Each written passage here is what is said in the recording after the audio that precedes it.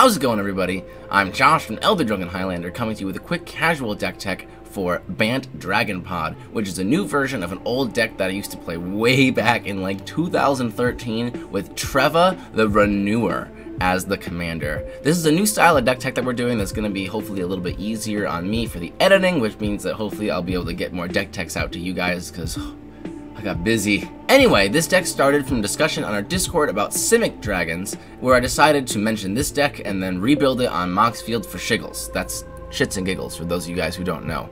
After doing so, I realized that this deck got a lot better. The Dungeons & Dragons sets and also a couple other sets added a lot of really great dragons in our colors, and the deck can now go full tribal, where previously all the deck did was take Birthing Pod on Treva, turn her into the Eternal Dragon, and then turn Eternal Dragon into stuff like Ulamog's Crusher or Stormtide Leviathan and other big fatties that I just liked to play. So it's kind of a very different and very more dragony deck now, which is very exciting. I'm really excited to show it off to you guys.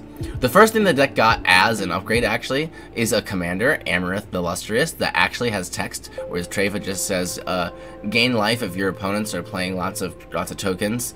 Amareth says sometimes when you do something you were gonna do anyway, you get to put a card in your hand, and that's awesome. We just love doing that in Magic, so that's pretty exciting. We also got some more pod effects, so I could go a little bit lighter on the artifact tutors. So instead of Birthing Pod and then a bunch of ways to tutor it out, we now also have Pyre of Heroes, and we have single-use ones such as Neoform and this Eldritch Evolution. Eldritch Evolution is great because it can jump us right up to 8 mana, and 8 mana is where we want to be, baby. That's where the best dragons are, and we'll talk about that a little bit more later. This deck wants to start the game by ramping out its 6 mana commander. Just like many decks with a 6 mana commander, it has a lot of ramp. I even put more lands than usual. You notice there's 36 lands in the deck. That's a lot for me. I'm normally a 32, 33 with a bunch of ramp type of guy, but I think in a deck like this, where everything is such a high converted mana cost and I'm relying more on individually strong permanents rather than synergies between weaker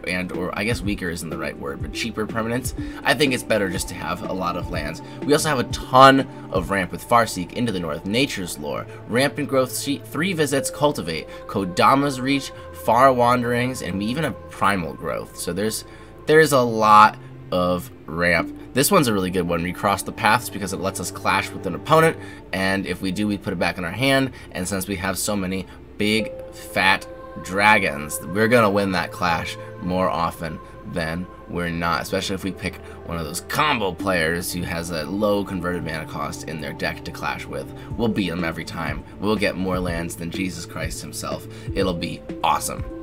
Anyway, once we get our mana production all set up, we want to put down a Birthing Pod or a Pyre of Heroes effect preferably, although a Neoform or Eldritch Evolution will do. From there, we can turn our commander into a 7-drop, such as, I don't know, Ancient Gold Dragon, Ancient Bronze Dragon. Ojutai is a good one if you want to really upset one player. Old Gnawbone's great if you have some stuff in your hand you want to cast. These guys are here, they're happy to be here, you won't feel bad about sacrificing them. So there's a lot of options, but the other really cool thing you can do is you can start the pod chain from pretty much any level. We have Moth Dust changing at 1 in case you wanted to sacrifice a Fairy Dragon token to get a 1-drop, and we go all the way up with every single CMC, multiple creatures at them, up until you get to your 8s, and the 8 is the really good top end. That's the draw 20 cards dragon and the make 2 more Birthing Pods dragon. So like the dream Birthing Pod line for this deck actually is we're gonna take Dragon Muralists. Where are they? They're over here at 4.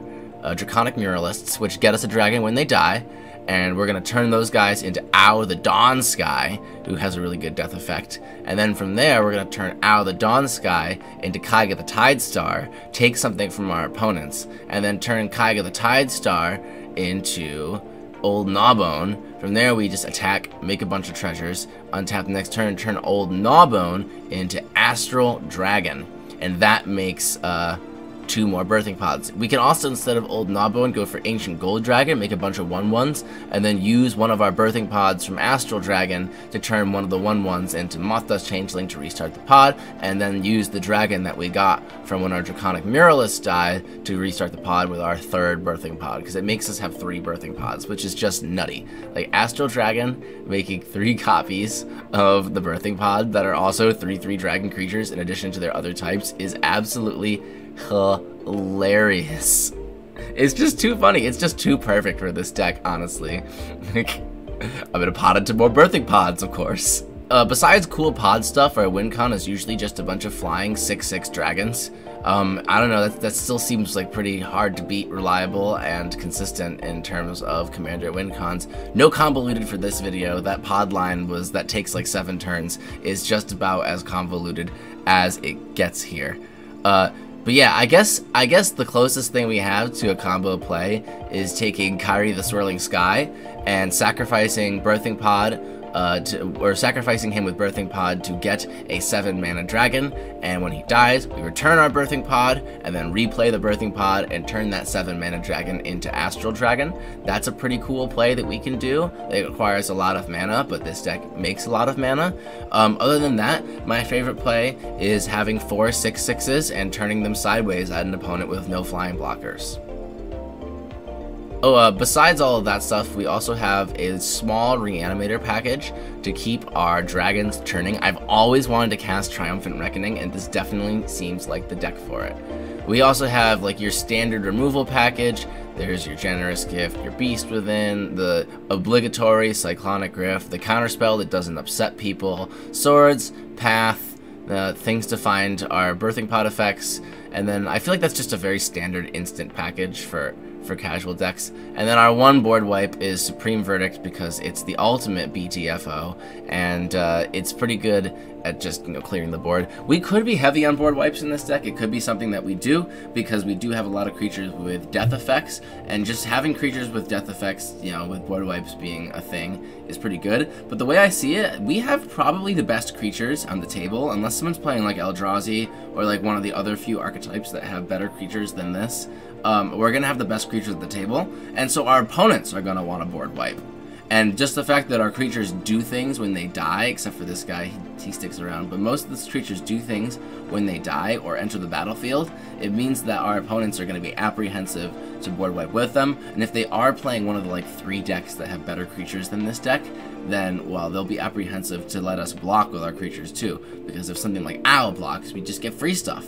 It's great. Something like Kyrie blocks, just bounce something, or we get something back, we get a board wipe back from our graveyard.